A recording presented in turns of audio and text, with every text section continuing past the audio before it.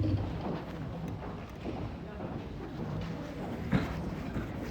we'll welcome the authors back on stage.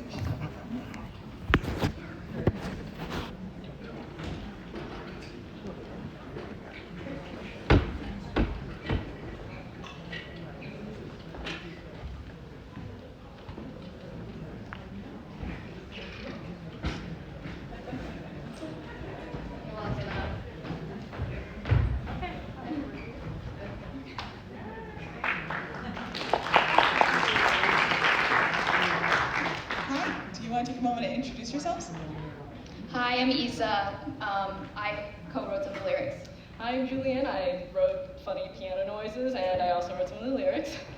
Hi, I'm Dan. I wrote a book. I think we're all pretty sure of this, but just tell us, because it's delightful. What was the piece that inspired this story? The piece that you were pulling from? Yeah, so we were just kind of like going through the library archives and everything. And we saw this photo of Isadora Duncan just kind of gracefully like posing very epically like at the Parthenon, and we were like, yes, snapshot moment, we want to do that. It was great. It was it was in all of our heads, even if we had never seen it before. Just the way you introduced Isadora Duncan, in such a way that we don't typically think of her, that we don't typically see her, right away gave us like, investigative, interesting, mysterious biopic vibes, and I was very, very much there for it. I was like, yes, I want to hear this other side of this great, grand artist. I'm very interested. When the goddesses showed up, I was like, what show am I in? I want, yes, all of it. Let's do this. I love that before we even got to that, I forgot to say, Isadora, as an unreliable narrator of her own life, is really spectacular, because that gives us a reason to follow this story. We can't necessarily trust what she's saying. The harmonies for the goddesses and the choice to make them purposely discordant over and over is so delicious. That song, it's just spectacular. Because what the music is doing along with the lyrics, those chords, those harmonies are just, they're just so sensational. Yeah, it's that, exactly. They're like crunchy and meaty and hard and glorious.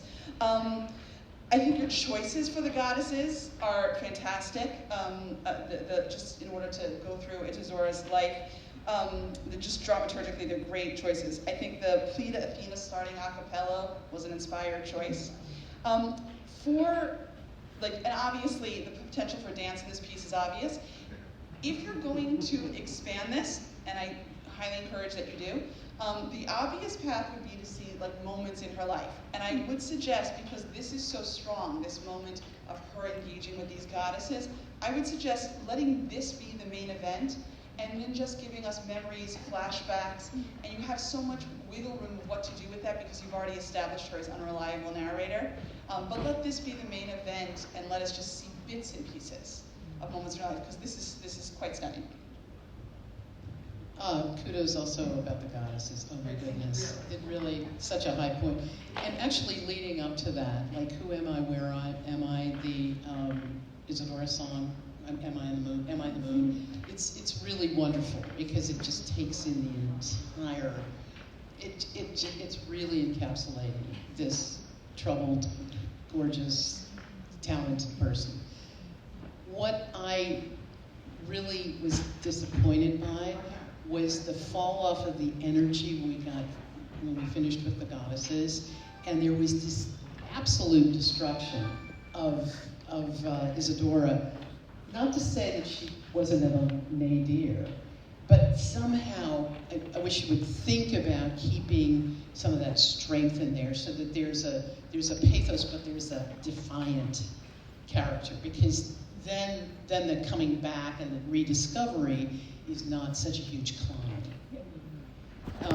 You didn't just make noise on the piano, you had a lot of good things. Please give yourself more credit for that. No, it was lovely. Thank you, and keep up the good work. Yeah, I think congratulations. It was I think this was a really artful piece, and I think there's a lot of, the musically was just quite sophisticated. Like some of your lyrics and the way you paint with words I found in that first song, I had such a sense of character, time and place, who she was, what point of her life she was in, and a lot of that isn't through, I feel sad, but just the way she described moments and mixed metaphors and aligned like moments in time. And then I loved the way the music the starting in a cappella, someone mentioned that, the way it displayed competition and question and wondery, and so congratulations. I felt in so many senses this was a musical because the intimacy between the book and the music was so tight to me, and then it's just, I think it would even get more exciting when you add in movement, which, as you said, there's huge opportunities here for that. So I agree a little about, trying to find the defiance in the end. Like, my key question is just kind of how to clarify and shape Isadora's journey, and what is that arc, like what is the question that she's trying to solve? And I know you guys, she's definitely asking questions, but where is that, and how is she,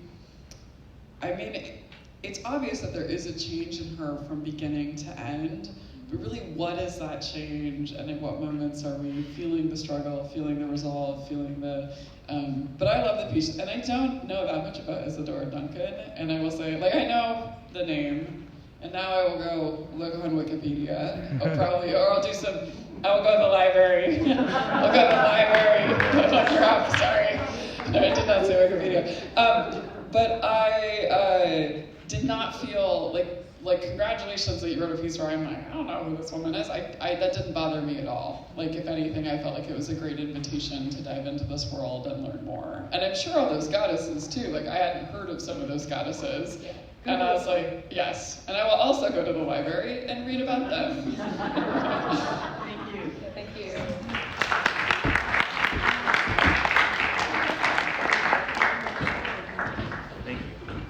All right, we've got one more. So the last piece is called Checkout. It's the book by David Kwong Pham, composer Eric Grunin, lyricist Valerie Work, music direction and piano by Himko Espag, direction by Valerie Work as well, and then performances by Jacqueline Keeley, Sydney Howard, David Michael Kirby, Anthony Castanalo, and Eric Carter.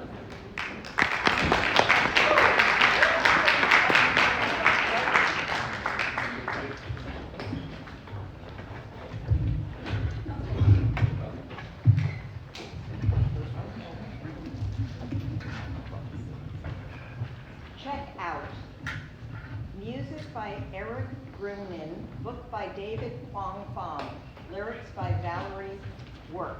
Cast: Des, middle-aged, Arbiter Library's passionate librarian.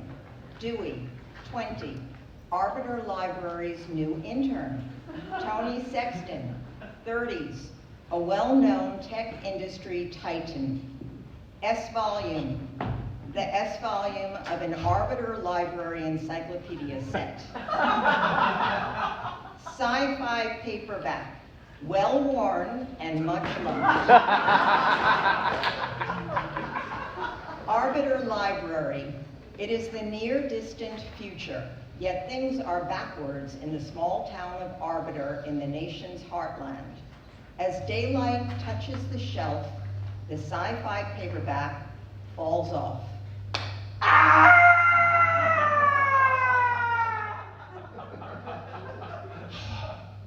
So, S-Volume? S-Volume? Are you gonna check up on me? Check on you? No one even wants to check a thing or two with you. But we're under attack! This dream got you falling off shelves. It must be good. Science fiction. Tell me your dream. Well, we were here on our shelf, going on about the library's funding problem. As always. When we heard a loud explosion. And guess what showed up? Stalactite? No, a great green alien Viking! Of course. He blasted our shelf with a ray gun. Then Des came in with a giant sword and... Des enters. Hey you all, just checking in. Smell that dusted print ink. Breathe in that catalog stink. Thrill to another library day. So what if the floors creak? So what if the walls leak? We're here for our patrons who come anyway. The new intern is late. Yes, they are our only applicant this year, these past few years. We just have to make the best of what we have, right? I mean, isn't that why you are all still here on this shelf? I check into work here and smile to my pals near. Let's all check in for a library day. A library day. A library day. A library day.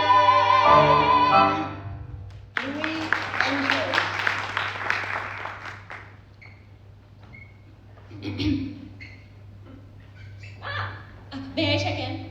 Check out a newcomer. Who's talking? Oh, it's the books. It's always the books. The books. I mean, who else gives off words besides our own mouths? You act as though you've never seen a book in your whole life. 20 years ain't that long. You're kidding. No, I'm Dewey. Oh, Dewey. I'm Des, head librarian. The first thing I ask you to do is to just hold this book. I don't know how it feels. To have responsibilities. To hold a book. Well, that's what this internship is for. We put a book on hold here the old-fashioned way. No, not that hold. Your hold. Wait. You've never touched a book before? Well, I've always wanted to. Okay. 451 area code? Oh, it's actually 415. San Francisco. Oh, do they not have paper books where you come from? Everything is automated now. You should have applied elsewhere. You would automatically fit in. Your library is non-competitive. I put it as my safety choice because at least my grandmama lives here. I do wish that Arbiter were by the harbor.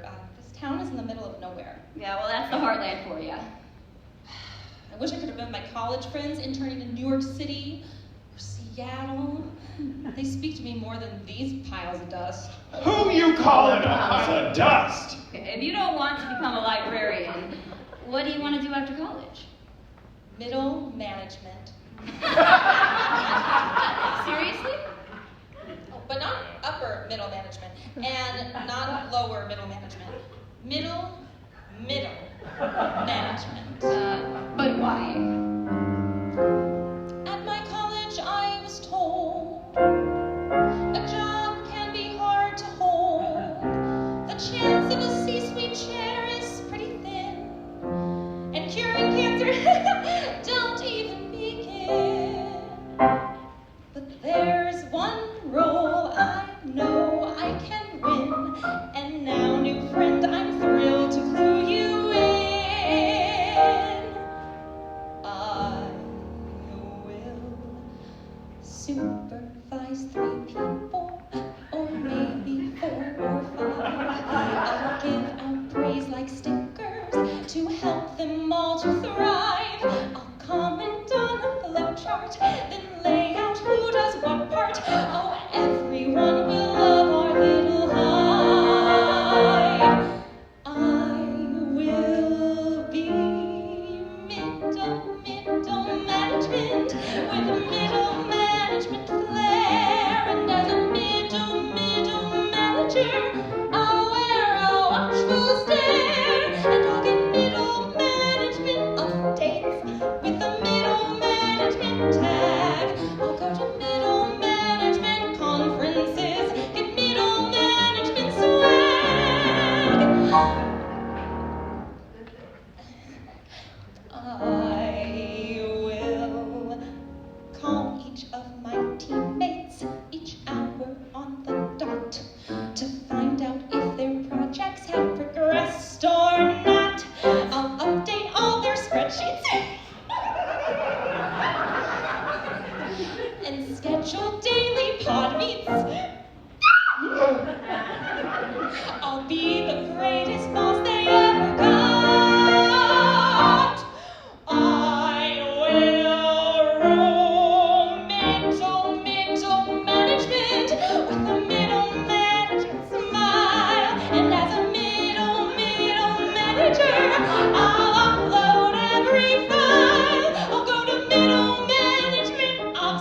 rooms and build middle management tools. I'll soak in middle management hot tubs next to middle management pools.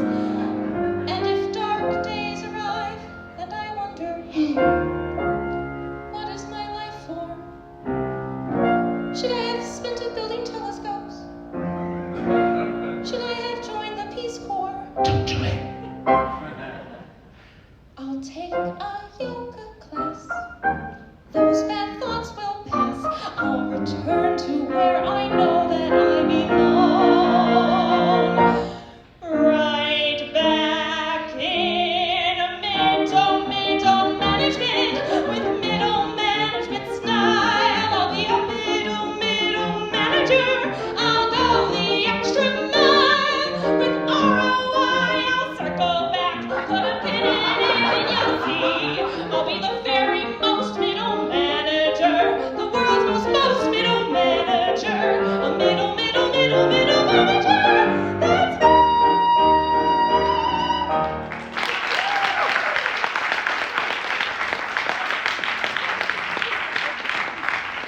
Well, take a chance on us and meet us in the middle. Check out a book just this once. Take your pick. Pick me, pick me, pick me. Pick me. I'm a sprightly, stunning volume to swiftly start. Reading me will make you a lot more smart. You'll search for saltines, you'll end up at sardines, but you'll have to check out to begin. So if you want to read about salad and then salamander, check me out and give me a spin. Pick me, pick me, pick me. Pick me.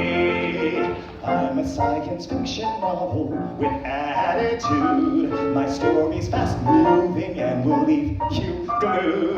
You'll fly into space on a starship race, but you'll have to read me now to win. And if you want an evil robot with your alien, check me out and let me in. Pick me, pick me, pick me. Pick me. I'm a long-time cataloger who stacks with these. I'll find any map or magazine you please. I'll teach you to file, how to own every aisle, but you'll have to decide to check on in. So if you want to fall for these books and your internship, check us out and give us a spin. Check us out and let us in.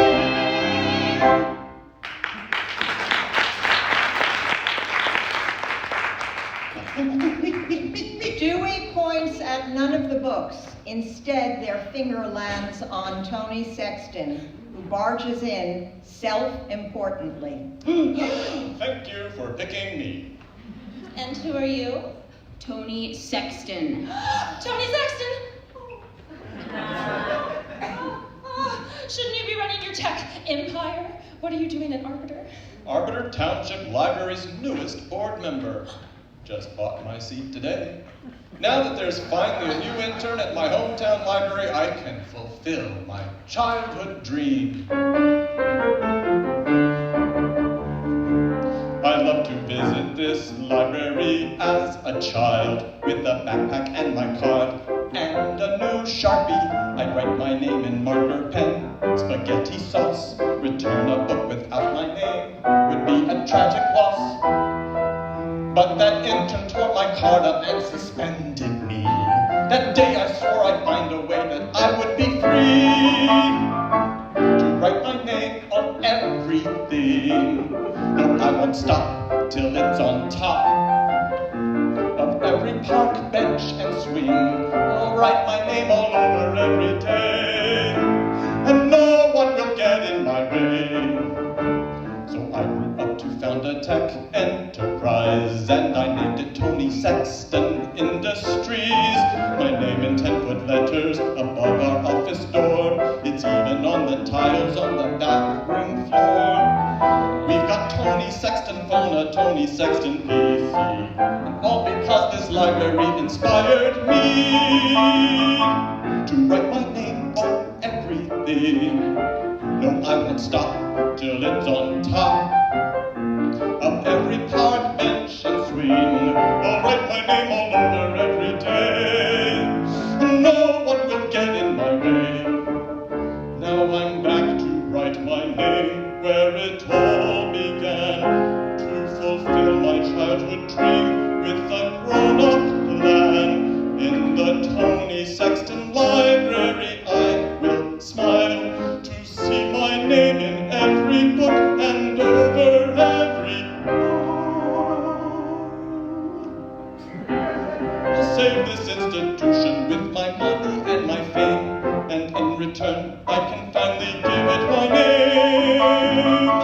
'Cause I can write my name on everything. No, I won't stop till it's on top of every park bench and swing. I'll write my name all over every day, and no one will get in my way. I'll write my name. And then I'll fire the dastardly intern who stole my library card. You can't mean Des. And what's this shrimp's name? Dewey, this year's intern. Tony pulls out their phone and types Dewey. A section of the library gets renamed Dewey. Dewey in a library. Seems appropriate. This is not the library I grew up in. This is the library society needs to grow in. Oh, you'll never grow up. Dewey, growing up may be a science, but growing up perfectly is fiction. What do you know about me? Weird children's book? Look, not you, your grandmama. Dewey opens the book. Grandmama's name is right here. If grandmama grew out of that childhood spirit, you don't know who you'd be. If you had let me be a kid, I would have grown up. You were no kid. You always been a monster.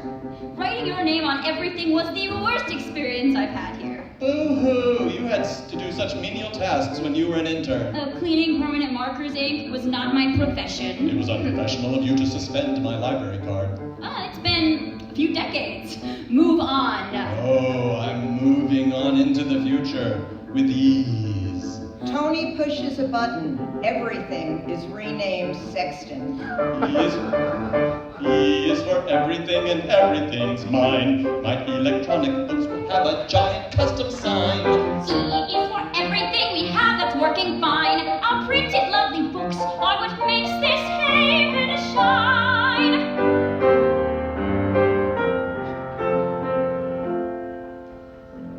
So, E might be for everything. Why should I even care? I've never read print books before. I should walk right on out that door, return to screens and their blue glare. So E might be for everything. Why do I find I care? The fumes of ink and dust have lit a spark in me that burns to split my old life plan from this new air.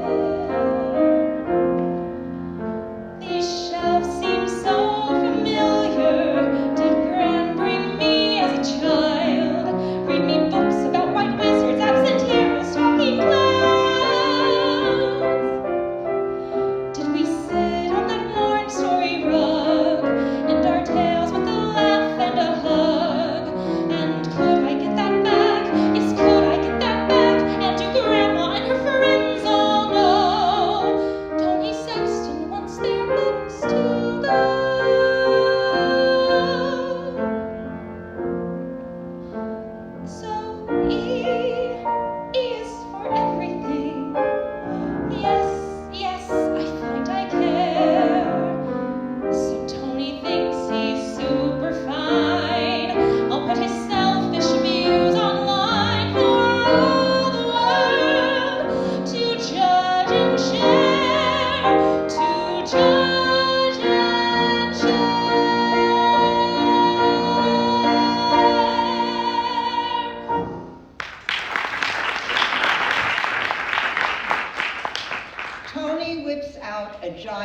Sharpie and nabs the nearest book. That's a Shakespeare First Folio edition, 1589. Is this the hill you want to die on? Every hill in this land will have my name written too.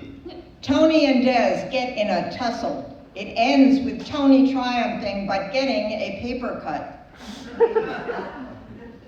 Now, paper cut. It will have blood, they say. Blood will have blood. Tony writes their name in blood.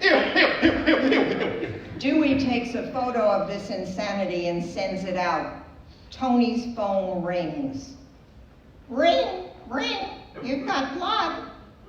Oh, the board. They're going to put their foot down on your termination, Dewey does. Blood on your hands. Hands. Your Majesty Board President, you got the intern's email? What? You're rejecting my donation. Health code violation. It's Shakespeare. No one knows who he is without my name in blood. It's priceless. Dewey films this interaction and uploads this to the Arbiter community listserv. Des looks at Dewey's phone. Oh, no. This is priceless. What? The comments. Don't you dare touch my shaky. To be or not to be, no one wants to be Tony Sexton today. Sexton thinks this is a Shakespearean comedy. This is a tragedy. The tragedy here is this whole town. It's the middle of the 21st century and Arbiter is still so backwards. Look, even backwards towns have listservs, and Arbiter is no different. Arbiter Library gets a sudden makeover by coders around the nation. Don't unsexton the world! Many of the updated electronics in Arbiter Library fail and combust. Wow, what possessed you? Des reads from the sci-fi paperback. The third act of Humans, beating the egotistical wealthy billionaire who hires 20-something-year-olds to pillage Social Security. Absurd, but it works out. No one wants to check with me, huh? Gotta hand it to you, Sci-Fi. You got Arbiter Library out of decades-long bind. Science makes things work out, Miss Molly. Now, let's spiral bind this dead beast! S-Volume and sci-fi paperback chase Tony out of the library. It is priceless. Priceless. Donations are streaming into the library's account. $2, $42, $451. Yes. All from the community. Des dusts off a badge printer. We can afford to use the badge printer again. It may be against the core principle to label the library's content, but we must put a name to the lovely people who make Arbiter Library and every library in the world come to life. You'll manage being in the middle of it all. Des pins a badge to Dewey that reads, Dewey, Arbiter Intern. So, Dewey, are you ready to check into your internship and check out your first book? Oh, pick me! Well, smell the dust and print ink. Smell. Breathe in that catalog stink. Thrill to another library day. Thrill to another library day. Thrill to another library day. All right, it's time. Science fiction paperback, I choose you! Here we go. Des checks out science fiction paperback and hands it back to Dewey. Let's all check in. It's a library day. A library day. A library day. A library day.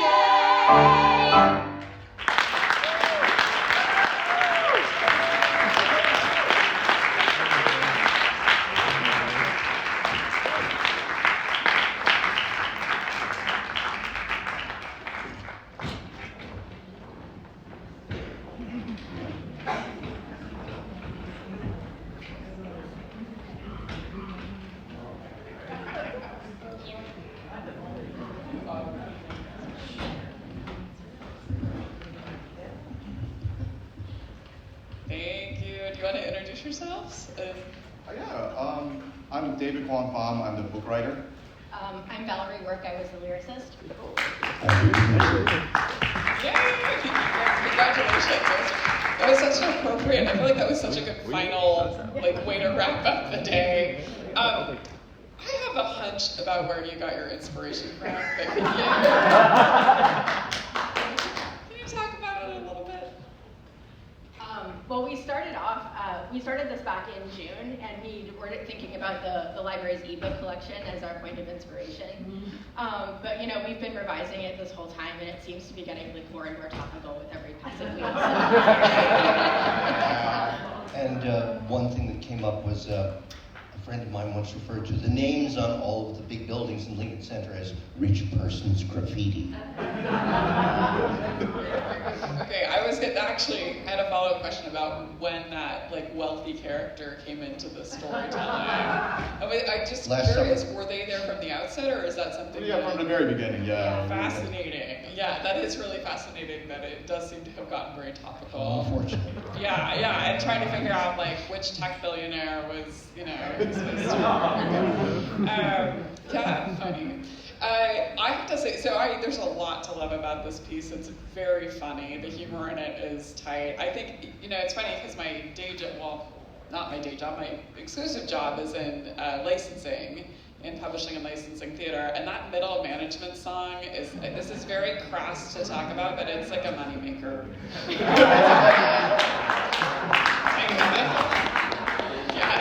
Yeah, it's like a song that I'm just listening to it, you're like, man, every actor at auditions, every performer, there's just so much heart and humor in it, and even in a reading, it just glimmered. That song is really smart. So, thanks. Not to the whole piece is great, but I think that song, it was just oh yeah. Thank you. Yeah. Just some places to take it if you were going to go. And I don't know if you want to expand it or if you've thought about that. I think this is such a nerd question, so forgive me. But I was sci-fi in the S volume, why aren't romance novels represented? So I do think it's a really fun, the fact that you have these two characters that are the books, but there is maybe more of an opportunity to build that out and have almost a functional chorus of books, and take on problems and stuff. But it's also just such juicy roles for actors too, to play contemporary women. And you could get really esoteric and kind of nerdy with it, I'm sure. I don't know why I went to romance novels, but the other thing too, I think so it feels like the first half of the story is about the intern coming into the library, and then is it Tony, the billionaire? Yeah. Once he comes in, the kind of conflict shifts, and it's this digital versus analog, and kind of the focus has changed to him versus the library. I wondered if there was a way to kind of introduce him earlier, maybe not in terms of physical body in the space, but be he is a looming presence, and there's a bit of a foreshadow. So when he comes in as an audience member, I immediately understand the stakes, and I'm wait, that's the guy I'm supposed to hate. I don't like him. And there's that 5 seconds of who's this dude, and why does he like Sharpie so much? That Sharpie song is also really funny too, where he's I want to write my name and everything, but it gets funnier when you start hating him. Once you hate him, you're And that Sharpie comes out. And that Sharpie comes out, and you're oh, this asshole, get him on the stage. Okay, I'll pass the mic. I also, kudos for the beautiful marriage of lyrics and music on the character songs. It really just so humanized all of the inanimate objects of the library. Who isn't in this universe that has a whole rhapsodic thing about the smell of the library and what the library does to them and what the feel of the books are and everything, and actually bringing it to life the way it did was really magic. So everything she said, thanks. Yeah, first I'll just quickly say that I agree. The middle management song will be sung in every cabaret ever if you want it to. Because it's one of those songs that can get pulled out of its original context and still hold its own. So that's just a sidebar that I'm starting with for unknown reasons. Okay. All right. The whole thing is extremely charming and extremely timely. So and the introduction of the characters. First, you gave me anthropomorphized books, and I want more.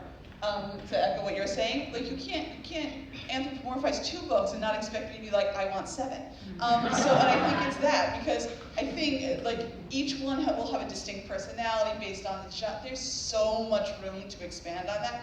Please, please, please.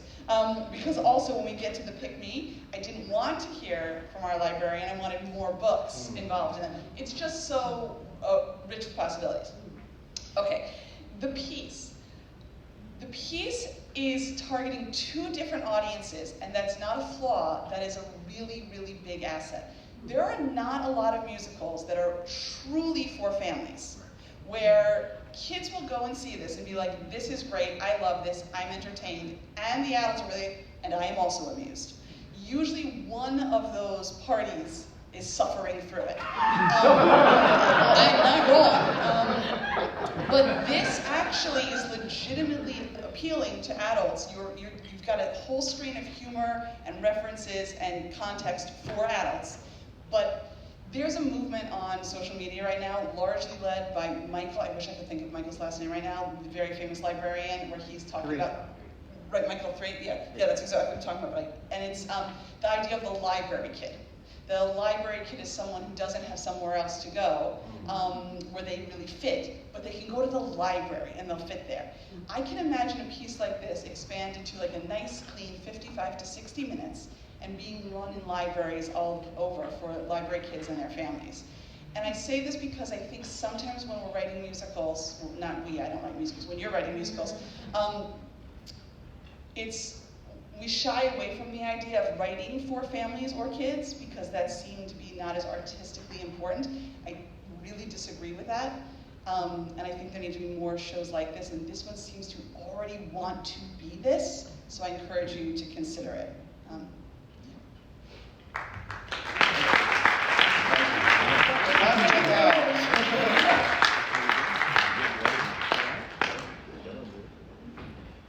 Right, and in the spirit of supporting libraries, I just wanted to quickly point out the chair of the theater division's theater committee, Margot Astrachan, is here. She's a commercial producer. If you're on the committee, if you could raise your hand, Linda Finestone, maybe a few others. All right, thank you. And I also wanted to just thank our we call them the camp counselors, the people that really got many of these shows to happen. So AJ and Laura and Jonathan, if you're backstage, if you wouldn't mind running out.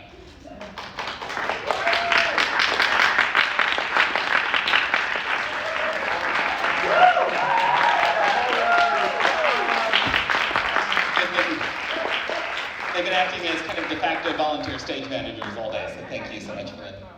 All right, we will do this again in April, in March, not April, in March. And then we'll start the program again in May. So if you're interested in joining the fun that you saw on stage today, you can do that. If not, have a good weekend, everyone, and I'll see you all soon.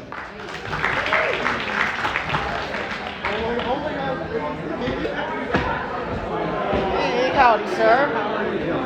Yeah, I'm okay. Year old when they did the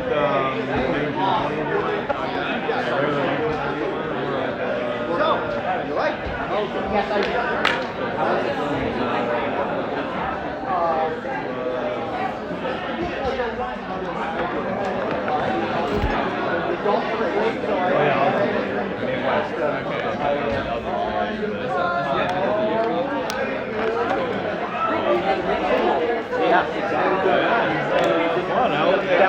I was like, I know this deal.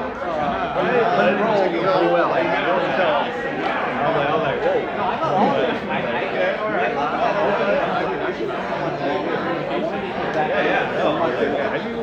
Okay. I understood the last thing we did. It's like, oh, we need to open it. That was the last thing we did. I did most of it the last 2 weeks. Yeah. No, I mean, I definitely wrote the finale on the way.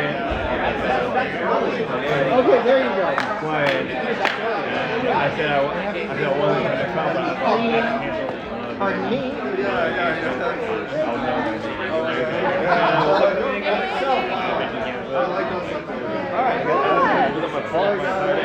I actually met your grandma. my grandmother. My auntie. Your auntie. Oh, where? Oh, like the one with the red. Ironically not big. It's very nice. I met her literally before. Oh, I love the phrase. I mean, she like wanted it to being a middle. like, what's your ride? And we talked about we talked about politics. It's always nice to have a yeah, I was like, oh yeah. I was like, you're talking about your mom or your auntie. Your auntie survived a tumor. So did my mom. Fucking nuts. They don't know each other. They didn't know each other, but my auntie's best friend is my mom's aunt. So they're ancestors. I was like, and I was like, before I looked like, damn, then I was gonna come back up. And I lit all the equipment to like say fucking bye to everyone. And I was like, shit. Well, they're all packed in and go. Like I didn't get Jonah. I don't know how ideas go away. It's really terrifying. Yeah. I got you here.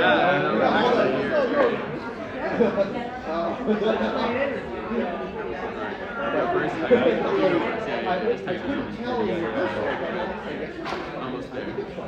But people left, so yeah, strangers.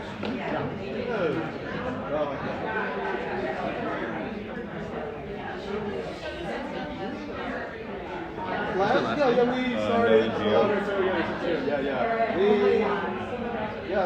like a lot of music today, the plot is like based on the library collection.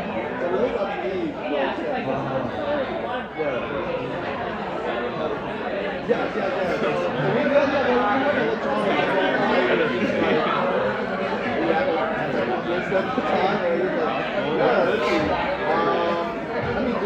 that's an obvious thing to take. I was like, literally have no. You're a bit? It was Desi. I know Desi first. And it was super huge. It was Desi. So I didn't know which one was dead. New York City is good, but London, I feel like London has that's the best theater. I don't know. I mean, it's New York City first, but New York first year. Like, if you look at all the movies and all like the Broadway people, there are a lot of British influence. That is true. But I don't know, I feel like New York created, the culture. I've never been, so I gotta go to see the place. I'm a friend of We passed it fully last Friday. Eric got thrown in. I'm in town till Monday. We were just looking for last Friday. Yeah, I know. Last week was kind of like a fluke a little bit. Because like last week we had Friday off. We were supposed to be back Thursday night. But we are Friday. The commander was punishing us because we turned in live and spent cases. You guys didn't store all this out because the Fridays were booked. So I was like, damn. And I found the uncle and him. All here, what all the equipment on the table. I was like, alright, I got to come. So they came here Friday night, did the whole thing Saturday, and came back on Sunday. Enjoy my time, yeah. I come here like pretty frequently, like every month. Because I mean, you're not far, like the base is not far. Yeah, it's like 5 hours.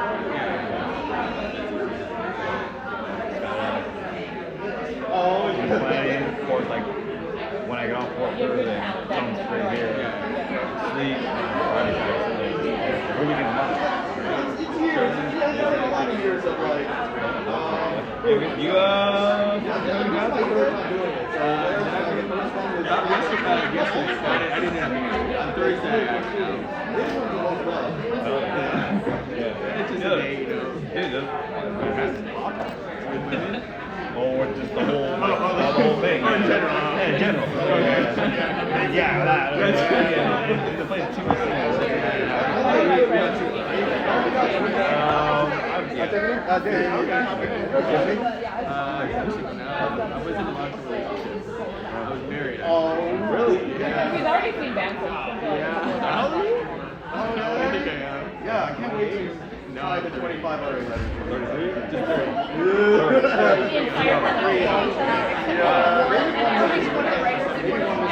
Oh! I'll email it to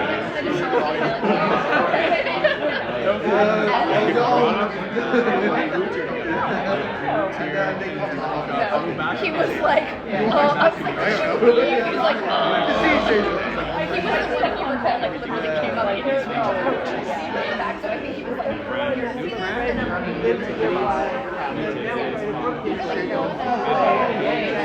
I always sort of feel like I'm just like, alright, I wasn't ready for that. Like,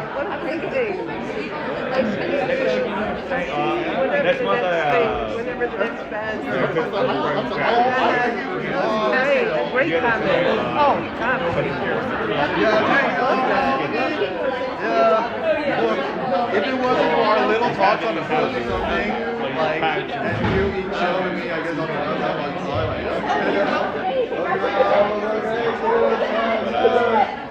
I really like working out. I really like walking. So I was like, just spent a lot of You know what I mean?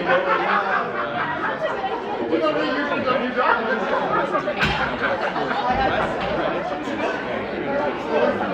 Did he come out?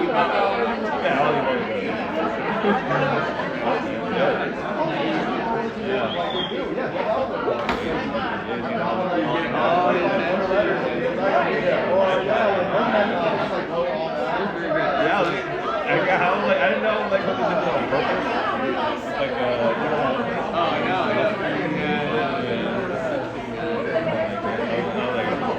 I kind of write this.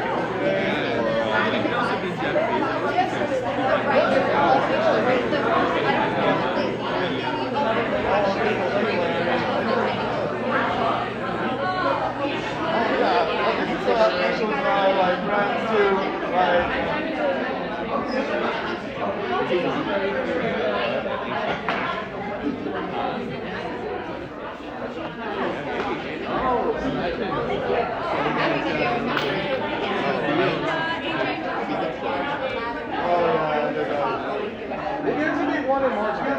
You be going to like plays? I go to Broadway a lot.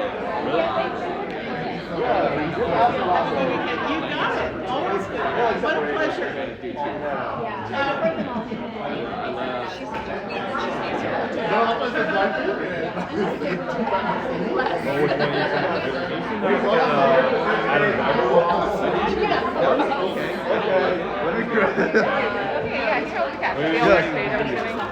Oh wait, I'll be right back. Yeah, you do your thing. Depends what you like. What kind of musical style? Yeah. Is that Gaga? Yeah, Chromatica Ball. What is that? This is the recording of the earlier albums, yeah. Oh. Yeah, it was like, I think it was like the live. Is that like HBO Max on the They side? did Is put that on like a HBO. It's like a TV show? Or like, I went to, there was a free screening of it on like Downs Award. Oh, nice to see you. Yeah, so they gave out free tickets. Really?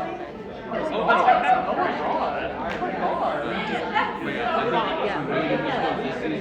Maybe Happy Ending. It's actually like an import from France. Like they're K-pop? No, it's actually kind of like dark.